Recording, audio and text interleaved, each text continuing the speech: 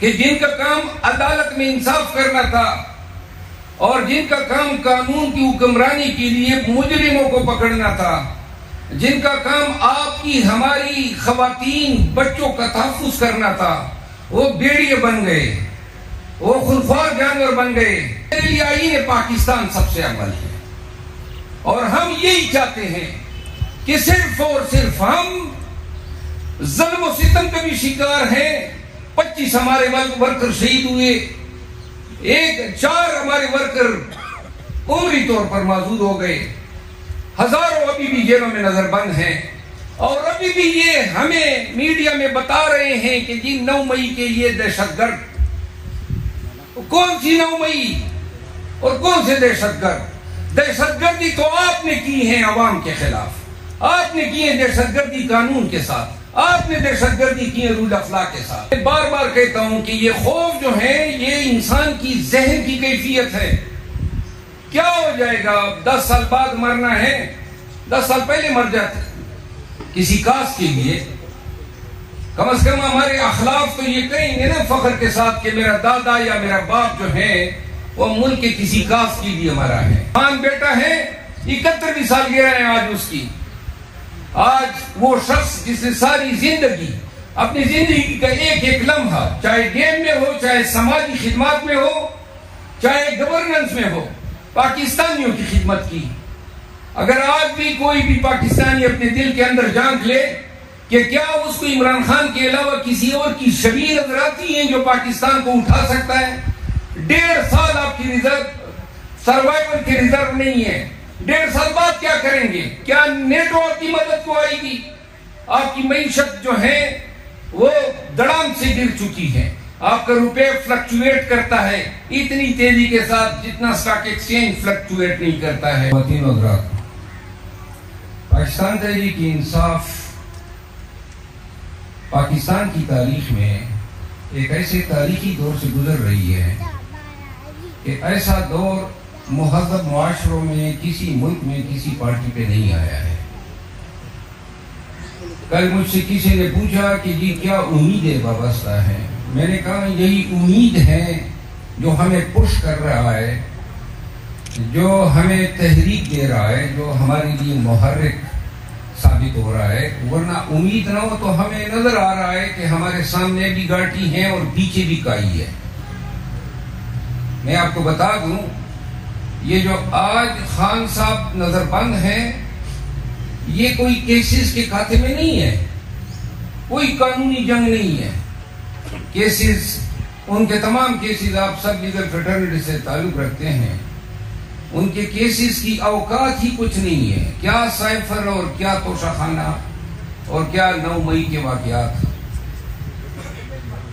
یہ کیسز، یہ گرفتاریاں، یہ پریس کانفرنسز، یہ اٹھایا جانا، یہ گھروں میں گھسنا، یہ 3 MPO، یہ FIR در FIR، یہ ملک میں جو طوائف الملوکی ہیں، اس سب کا محرک، اس سب کا، ان تمام کی وجہ سیاسی ہے، اور یہ وجہ شروع ہوتی ہے خان صاحب کے دور روس سے، جب وہ رشا جاتا ہے، جس کے بعد نیٹو کے حکمران ڈیسائیڈ کرتے ہیں کہ ہم نے عبرت کا نشانہ بنانا ہے پاکستانیوں کو، کہ ان کی جرت کیوں کر ہوئی کہ وہ اپنے تئیں یہ فیصلہ کر سکے کہ ہم نے روبیل میں پیٹرول خریدنا ہے، ہم نے پیٹرول ڈالر کو لاک مارنی ہے، ہم نے فارن پالیسی کی سطح پہ اپنی آزادی کی آواز بلند کرنی ہے۔ پھر سائفر آتا ہے، اور سائفر آتا ہے باجوہ کے لیے کہ جناب حکومت کو چلتا کر دیں، اور پھر آپ دیکھتے ہیں کہ کہیں سے MQM، کہیں سے باپ، کہیں سے آزاد، وہی جو سالوں PTI کے ساتھی تھے وہ اکٹھے ہوتے ہیں اور اچانک شہباز شریف کو جو ہے وزیر اعظم لاتے ہیں۔ یہ عوام گاس نہیں کہتی ہے کہ ان 2 جماعتوں کو 4 جو ہے کنکلوڈ نہ کر سکے۔ کن حالات میں جب ابھی 1.5 سال رہ گیا تھا، آپ نے ایک منتخب حکومت کو امریکی سازش کے تحت فارغ کر دیا، اور خان کا قصور یہ ہے کہ انہوں نے اس سازش کا پردہ فاش کیا، عوام کو بتایا کہ جی یہ آپ کی ساورنٹی ہے، آپ کی قومی حمیت ہے، یہ آپ کی سلامتی اور آپ کی وحدانیت اور آپ کی قومی شناخت کی اوقات ہے کہ امریکن ایک خط میں لکھ کے کہتے ہیں کہ ہمیں اب یہ حکومت درکار نہیں ہے۔ اور پھر اس وقت کی اسٹیبلشمنٹ جو ہے اٹھتی ہے اور یہ سارے سیاسی بولوں کو اکٹھا کر کے پاکستان سے جمہوریت کا جنازہ، پاکستان سے قانون کی حکمرانی کا جنازہ اور پاکستان سے سپریمیسی آف کانسٹیٹیوشن کا جنازہ نکال لیتے ہیں۔ وہ دن جب سائفر آیا اور آج کا دن پلوں کے اندر سے اتنا پانی بہہ گیا، آپ نے دیکھا کہ جن کا کام عدالت میں انصاف کرنا تھا اور جن کا کام قانون کی حکمرانی کے لیے مجرموں کو پکڑنا تھا، جن کا کام آپ کی ہماری خواتین بچوں کا تحفظ کرنا تھا، وہ بھیڑیے بن گئے، وہ خونخوار جانور بن گئے۔ انہوں نے ایک ایک کر کے پاکستان تحریک انصاف کو ملک بھر میں وچ ہنٹ کیا، لوگوں کے گھروں میں گھسنا ان کے لیے روٹین بن گئی۔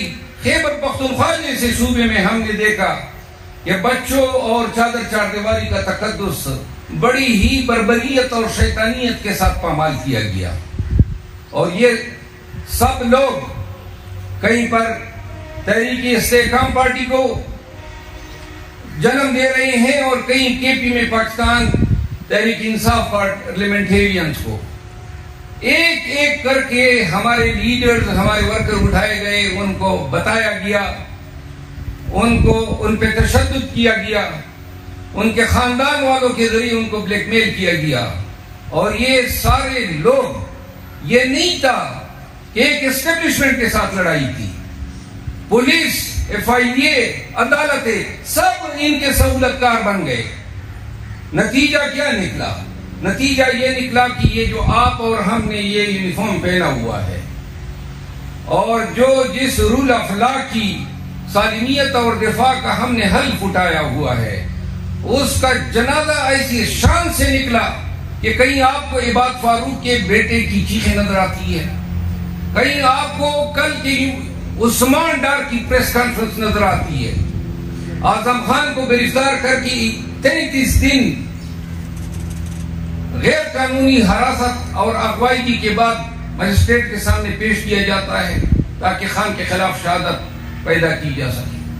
عثمان ڈار 25 دن کے بعد منظر-عام پہ آتے ہیں، اور میں کس کا ذکر نہ کروں، کیا ریاست اور حکومت کسی مہذب معاشرے میں یہ سوچ بھی سکتی ہیں کہ اپنے عوام کے ساتھ اس طرح کریں؟ اور کیا ہم وکلا کبھی سوچ بھی سکتے تھے کہ ہماری عدالتیں، ہمارا نظام عدل اور ہمارا نظام انصاف یہ اتنے ہی کمزور کنکریوں پہ بنا تھا،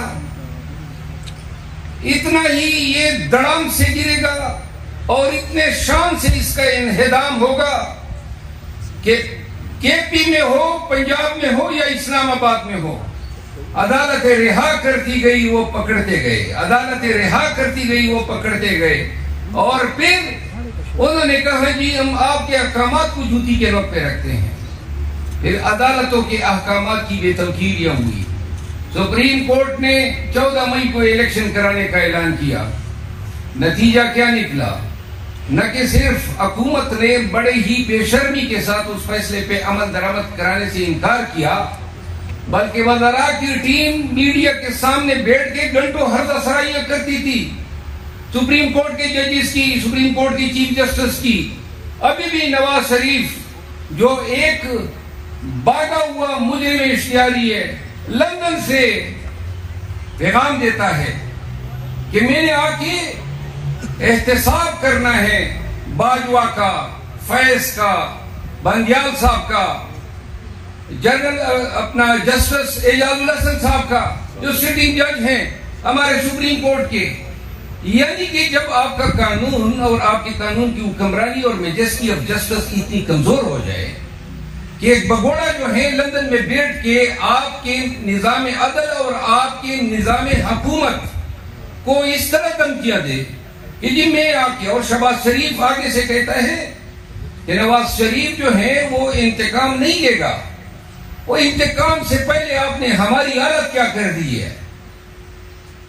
یہ آج جو فسطائیت ہے یہ صرف اور صرف کسی ایک پارٹی یا دھڑلے یا گروپ یا اسٹیبلشمنٹ کا کام نہیں ہے، وہ تمام سیاسی پارٹیاں جو پاکستانیوں کی اس حالت زار پہ ہنس رہی ہے اور انجوائے کر رہی ہے، اور وہ تمام انسانی حقوق کی تنظیمیں جنہوں نے اس پورے 1.5 سال میں کبھی بھی مظلوموں کی بھی آواز نہیں اٹھائی، وہ تمام لوگ اس جرم میں اتنے ہی ذمہ دار ہیں جتنے اس کے کرنے والے ایس ایچ او سے لے کر آئی جی تک، مجسٹریٹ سے لے کر کمشنر تک، اور سول جج سے لے کر سپریم کورٹ آف پاکستان تک۔ آپ سب دیکھ رہے ہیں عدالتی نظام جو ہے، میں آپ کو بتا نہیں سکتا ہوں کہ میں نے جج صاحبان کی آنکھوں میں کتنا خوف دیکھا ہے،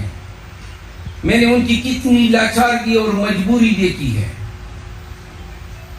میں آپ کو ایک مثال دیتا ہوں، سائفر کیس پہ خان کے ٹرائل اٹک جیل میں شروع ہوئے، ابو الاسناد القرنین کی تقرری ہوئی، اسپیشل لایا گیا، توشہ خانہ کیس کے ٹرائل آپ پوری قوم کے سامنے ہیں، کس انداز سے، کس صورت کے ساتھ اور چابکدستگی کے ساتھ جج صاحب نے جو ہے کنکلوڈ کیا اور گلٹی ورڈکٹ دی۔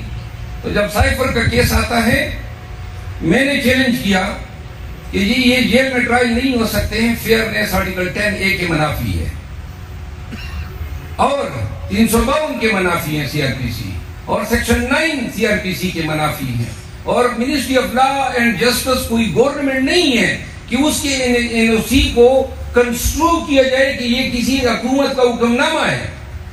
یہ کیس لے کر گیا، ہائی کورٹ میں سماعت ہوئی، سرکار کی طرف سے وکلاء نے آ کے بحث کی، نہ ہمیں اسٹے ملا، 25 دن سے وہ حکم ریزرو ہیں اور حکم نہیں سنایا جا رہا ہے، اور ٹرائل جیل میں تیزی سے دھڑلے سے شروع ہے۔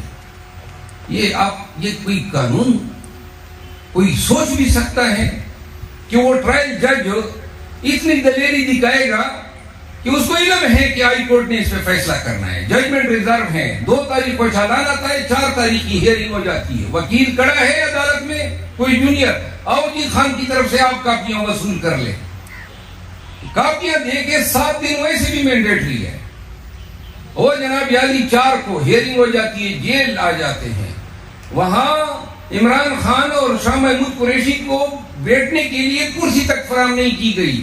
پھر ٹرائل کس طرح ہوتے ہیں؟ ٹرائل تو میرا کلائنٹ میرے ساتھ ہوگا، وہ مجھے انسٹرکشن دیتا جائے گا اور میں ٹرائل کروں گا۔ وکلاء کی خان تک کوئی رسائی نہیں ہے اس وقت، ان کو یہ ٹرائل کہہ رہے ہیں، یہ نظامی انصاف ہے، یہ کوئی قانون ہے؟ یہ تو پہلے مثالیں ہوتی تھی کہ یہ جنگل کا قانون ہے، آپ یقین کریں آنے والے دور میں مثال یہ دی جائے گی کہ کیا پاکستان کا قانون ہے، اس جنگل سے بھی بے گزرا۔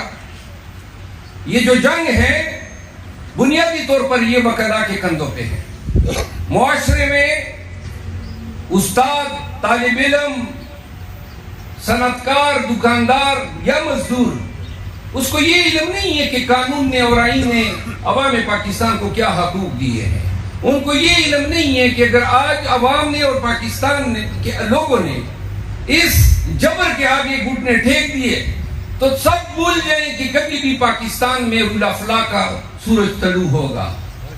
ان لوگوں کو کون واپس اپنی جگہ پہ لے جائے گا؟ یہ پولیس کو، یہ اداروں کو، یہ ڈپٹی کمشنر کو، یہ IG کو، کون ان کو واپس اپنی اوقات یاد دلائے گا؟ ان کی تو عادت بن گئی ہے۔ تو لہذا اگر آج پاکستان بھر کے وکلاء نے اس چیز کا احساس نہیں کیا کہ آج کا یہ کھلواڑ جو رول آف لا کے ساتھ ہو رہا ہے، یہ آپ وکیلوں کے عہد کے ساتھ، وکلا کے اس پیشے کے ساتھ، وکلا کی اس روزگار کے ساتھ کر رہے ہیں. ہمارے سامنے ہمارا ہتھیار جو ہے وہ قانون ہوتا ہے. اگر قانون ہی نہیں ہے یا قانون پہ عمل کرنے والے کمپرومائز ہیں، سرنڈرڈ ہیں، تو آپ کا اختیار کہاں پہ گیا؟ کس بلبوتے پہ آپ کہیں گے کہ میں مظلوم کو انصاف دوں گا؟ ابھی تک کتنے مظلوموں کو ہم انصاف دے سکے؟ جس کو بھی پکڑا جاتا تھا، ڈر اور خوف کی کیفیت کو برقرار رکھنے کے لیے ضروری تھا کہ کوئی چھوٹ نہ پائے تاکہ عبرت کا نشان ہو، اور یہ دہشت لوگوں کی ذہنوں میں بیٹھی رہے کہ جناب کوئی چھڑا ہی نہیں سکتا ہے.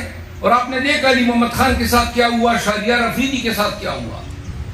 اللہ بھلا کرے ان جج صاحبان کا جنہوں نے اس کو انشور کیا کہ عدالت کے حکم پہ عمل درآمد بھی ہوتی ہے. نئے چیف جسٹس صاحب آئے ہیں، ہماری امیدیں وابستہ ہیں. انہوں نے اس دن لائیو ٹرانسمیشن میں کہا کہ میرے لیے آئین پاکستان سب سے اول ہے، اور ہم یہی چاہتے ہیں کہ صرف اور صرف ہم ظلم و ستم کے بھی شکار ہیں.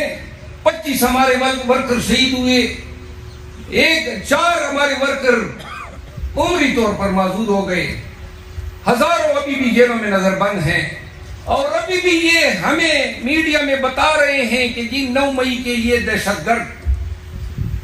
کون سی 9 مئی اور کون سے دہشت گرد؟ دہشت گردی تو آپ نے کی ہے عوام کے خلاف، آپ نے کی ہے دہشت گردی قانون کے ساتھ، آپ نے دہشت گردی کی ہے رول آف لا کے ساتھ. لہذا وکلا حضرات کو میں یہ گزارش کر دوں، یہ وقت چلا جائے گا. دیکھیں میں بار بار کہتا ہوں کہ یہ خوف جو ہے یہ انسان کی ذہن کی کیفیت ہے. کیا ہو جائے گا؟ 10 سال بعد مرنا ہے، 10 سال پہلے مر جاتے کسی کاز کے لیے. کم از کم ہمارے اخلاق تو یہ کہیں گے نا فخر کے ساتھ کہ میرا دادا یا میرا باپ جو ہے وہ ملک کے کسی کاز کے لیے مرا ہے. آنے والے بچوں کو، ہماری اپنی مستقبل کو، اپنی جنریشن کو صاف ستھرا، گناہوں سے، لاقانونیت سے اور طوائف الملوکی سے پاک پاکستان کس نے دینا ہے؟ اس کے لیے قربانی تو دینی ہے نا. اگر مجھ پہ FIR ہوتا ہے، مجھے اغوا کیا جاتا ہے، مجھے مارا جاتا ہے، مجھے گولی لگتی ہے، تو احسان جتانا تو نہیں ہے نا، کیونکہ اس ملک کو ہم نے بھی کچھ دینا ہے، ان بچوں کو ہم نے بھی کچھ دینا ہے. یہ وہ وقت ہے، اور یہ وقت پھر کبھی نہیں آئے گا. آج جو کڑے ہیں، جو ڈٹے ہیں محاذ پہ، تاریخ ان کو عظمت کے ساتھ، وقار کے ساتھ، رسپیکٹ کے ساتھ یاد کرے گی. اور جو لوگ کونوں قدروں میں چھپ رہے ہیں، اور جو لوگ اپنے اس وردی کی رسپیکٹ پہ کمپرومائز ہیں، جو لوگ اپنے علم پہ کمپرومائز ہیں، جو جان بوجھ کر پاکستان کے لیے نہیں کھڑے ہو رہے ہیں، پاکستان کی سالمیت اور پاکستان میں رول آف لا کے لیے نہیں کھڑے ہو رہے ہیں، یاد رکھیں یہ سزا آپ کو تو ملے گی، آپ کی نسلوں کو بھی ملے گی. پھر بھول جائیں کہ کوئی اسلامی جمہوریہ پاکستان تھا. پھر ہمیشہ کے لیے اس ملک میں ٹیرنی ہوگی، اس ملک میں فاشزم ہوگا، پھر کسی کی ضرورت نہیں ہوگی. خان بیٹا ہے، 71ویں سالگرہ ہے آج اس کی. آج وہ شخص جس نے ساری زندگی، اپنی زندگی کا ایک ایک لمحہ، چاہے گیم میں ہو، چاہے سماجی خدمات میں ہو، چاہے گورننس میں ہو، پاکستانیوں کی خدمت کی. اگر آج بھی کوئی بھی پاکستانی اپنے دل کے اندر جھانک لے کہ کیا اس کو عمران خان کے علاوہ کسی اور کی شبیہ نظر آتی ہیں جو پاکستان کو اٹھا سکتا ہے؟ 1.5 سال آپ کی ریزرو سروائیول کی ریزرو نہیں ہے. 1.5 سال بعد کیا کریں گے؟ کیا نیٹو آپ کی مدد کو آئے گی؟ آپ کی معیشت جو ہے وہ دڑام سے گر چکی ہے. آپ کا روپے فلکچویٹ کرتا ہے اتنی تیزی کے ساتھ جتنا سٹاک ایکسچینج فلکچویٹ نہیں کرتا ہے. اور عزیزو، میں اپنی تقریر اس پہ ختم کرتا ہوں. یہ وقت جو ہے اس کو، اس کی اساسیت کو سمجھے. یا تو آپ نے ڈر جانا ہے جس طرح کے بہت سارے ڈر گئے ہیں، اور یا ایک دفعہ خوف کو لات مارو نا، خوف خدا کی قسم نزدیک بھی نہیں پٹکے گی. دیکھیں سب سے بڑی قربانی کیا ہوتی ہے؟ سب سے بڑی قربانی یہ نہیں ہوتی ہے کہ آپ اپنی قربانی کے لیے تیار ہو جائیں کہ جی مجھے مار دیں گے نا. آج کل تو کچھ بھی بعید نہیں ہے. قربانی بڑی یہ ہے کہ آپ اس پہ تیار ہو جائیں کہ میں قصداً اپنے بچوں کو یتیم کرنے پہ تیار ہوں, راضی ہوں. اور جب آپ اس چیز پہ تیار ہوتے ہیں, اور کسی نے تو تیار ہونا ہے, کسی نے تو اٹھنا ہے, اور پھر آپ کے اور ہمارے رگوں میں تو نادر شاہ, شیر شاہ اور کس اب لودھی اور کس کس کا میں نہ بناؤں, آپ کے اسلاف نے تو ہندوستان پہ حکومت کی. یہ وقت ہے اٹھنے کا, یہ وقت ہے اپنے خون, اپنی جینیٹکس دکھانے کا. نہیں اٹھو گے خدا کی قسم, آج بھی پاکستان کے قصبات میں, شہروں میں لوگ اس ڈر کو شکست دیں اور اٹھ کھڑے ہو جائیں. نہ سائفر رہے گا اور نہ تو خانہ رہے گا. اللہ اکبر, اللہ اکبر. آزادی, آزادی, میرا باپ بھی دے گا آزادی, ماں کی دعا سے آزادی, ہم لے کے رہیں گے آزادی, ہم لے کے رہیں گے آزادی, ہم لے کے رہیں گے آزادی, میرا باپ بھی دے گا آزادی. نعرہ تکبیر, اللہ عمران خان زندہ ہے, وکلا زندہ ہے, زندہ ہے وکلا زندہ ہے, قانون کی خاطر زندہ ہے, مزدور کی خاطر زندہ ہے, مظلوم کی خاطر زندہ ہے, زندہ ہے وکلا زندہ ہے, زندہ ہے وکلا زندہ ہے, اس دیش کی خاطر زندہ ہے, اس دیش کی خاطر زندہ ہے, زندہ ہے وکلا زندہ ہے. ہم نہیں مانتے ظلم کے ضابطے, ہم نہیں مانتے ظلم کے ضابطے, ہم نہیں مانتے ظلم کے ضابطے. زندہ ہے وکلا زندہ ہے.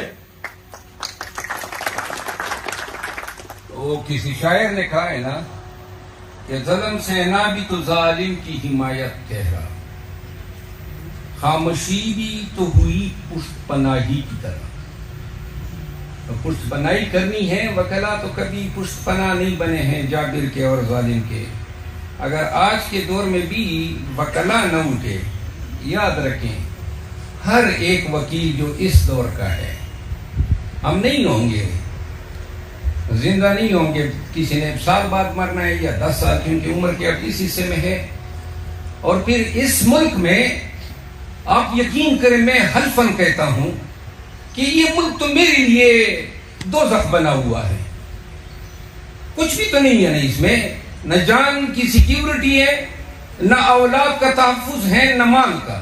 اور پھر خیبر پختونخوا میں تو آپ اور ہم 20-22 سالوں سے بھگت رہے ہیں. کیا چھوڑ دیا ہمارے پاس؟ لاشیں اٹھانا, جنازے اٹھانا. کوئی ایک ایسا گھر بھی نہیں ہے جو اس گردی سے بالواسطہ یا بلا واسطہ امپیکٹ نہ ہوا ہو.